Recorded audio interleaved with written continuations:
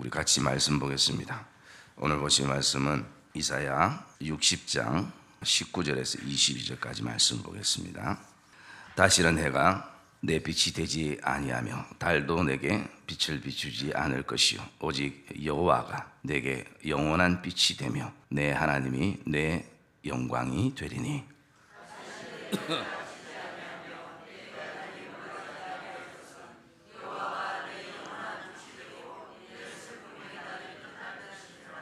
내 백성이 다 어렵게 되어 영원히 땅을 차지하리니 그들은 내가 심은 가지요 내가 손으로 만든 것으로서 나의 영광을 나타낼 것인즉 그 작은 자가 천명을 이루겠고 그 약한 자가 강국을 이룰 것이라.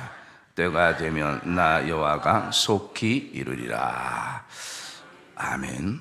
우리를 사랑하시는 하나님께서는 우리에게 일반적인 은혜뿐 아니라 우리에게 특별한 은혜를 주셨습니다. 그래서 하나님께서 우리를 어렵게 하셨는데 그 어려움의 기준은 우리의 어떤 윤리나 도덕이나 선행의 차이에 따라 달라지는 것이 아니라 그 어려움은 하나님의 성품에서부터 흘러나오는 것입니다. 그래서 하나님의 사랑과 긍휼의 성품이 고스란히 우리에게 실제가 되어졌던 것이 바로 이 땅에 예수 그리스도가 나를 위해 오신 십자가의 사건이었습니다.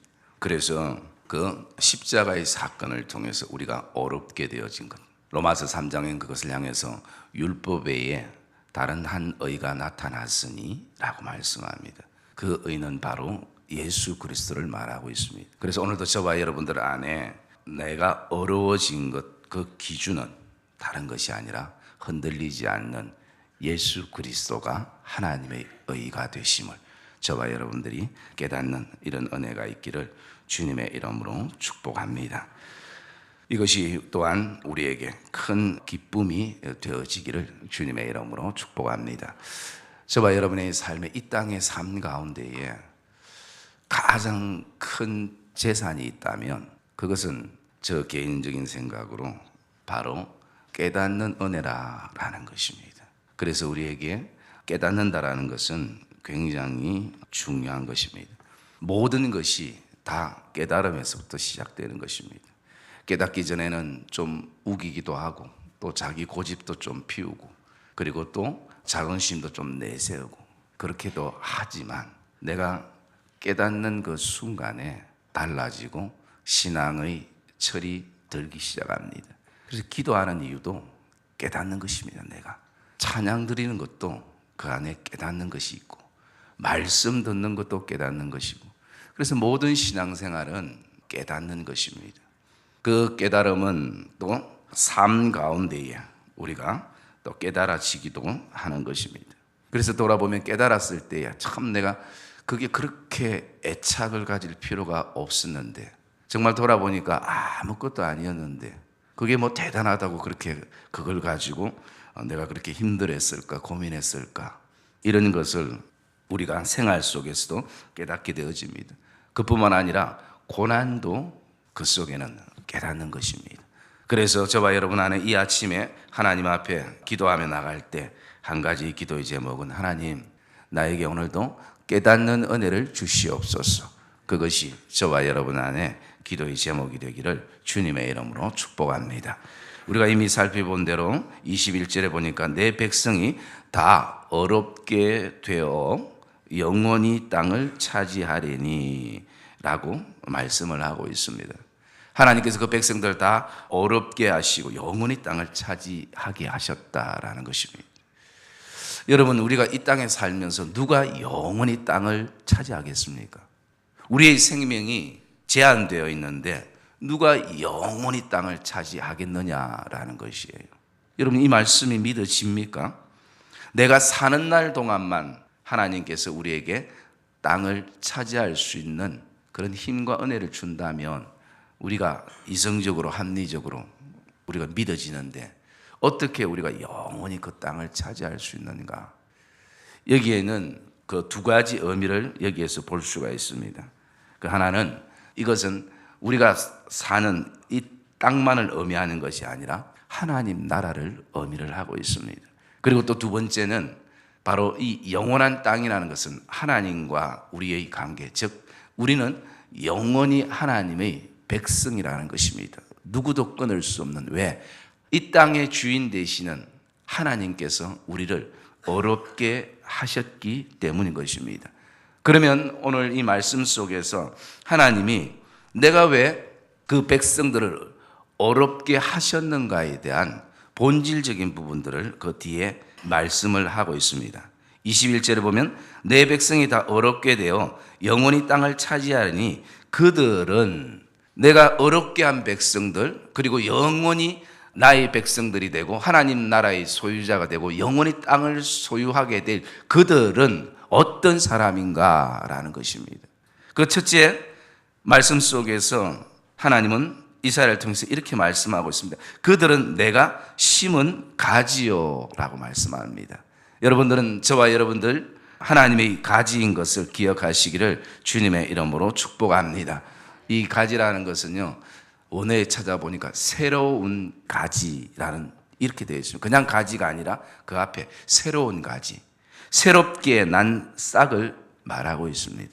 그리고 하나님께서는 우리를 향해서 나무의 뿌리라고 말씀하지 않고 우리를 가지라라고 말씀합니다.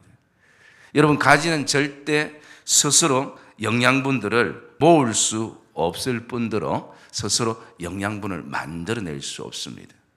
그런데 신기한 것은 그 연약한 가지에 열매가 난다는 것이에요.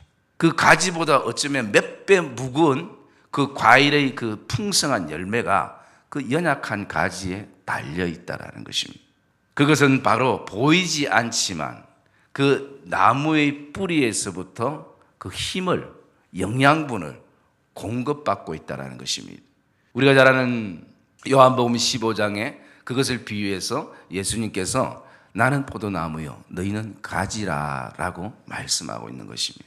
여러분, 저와 여러분의 그 영양분이 계속 공급되는 뿌리는 이 땅의 것이 아니라 정말 예수 그리스도로부터 그 영양분을 공급받아서, 비록 우리가 작은 자고 연약한 자지만, 약한 자지만 정말 하나님의 그 풍성한 열매가 맺혀지는 것을 저와 여러분들이 보는 그런 은혜가 있기를 주님의 이름으로 축복합니다. 그리고 두 번째, 하나님께서 오늘 말씀하시는 것을 보면 내가 손으로 만든 것으로서 라고 말씀합니다. 하나님이 손으로 우리를 빚으셔서 만들었다는 것이, 이것을 다른 말로 표현하면 하나님의 작품이라고 얘기합니다. 여러분, 제품과 작품은 다른 것은, 작품은 유일하게 하나뿐인 것입니다. 원본은 하나뿐이고 나머지는 다 무엇입니까? 다 모조품이고 모방품이고 가짜인 것이. 여러분, 저와 여러분들이 하나님 안에서 진짜인 것을 기억하시기를 주님의 이름으로 축복합니다. 오직 진리도 하나입니다. 오직 진리의 길은 한 길이에요. 그런데 진리의 길은 한 길이지만 우리가 살아가는 인생 가운데 진리의 길처럼 보이는 그 길들은 수만 가지가 있을 수 있습니다. 오늘 하나님께서 우리를 제품으로 만들지 않고 작품으로 만들었다는 것. 제품은 거의 동일하지 않습니까? 기계가 찍어내듯이. 여러분, 옷도 볼펜도 또 여러분이 가지고 있는 거 똑같은 것들이 얼마나 많습니까? 그러나 하나님께서 우리를 작품으로 만드셨다는 것.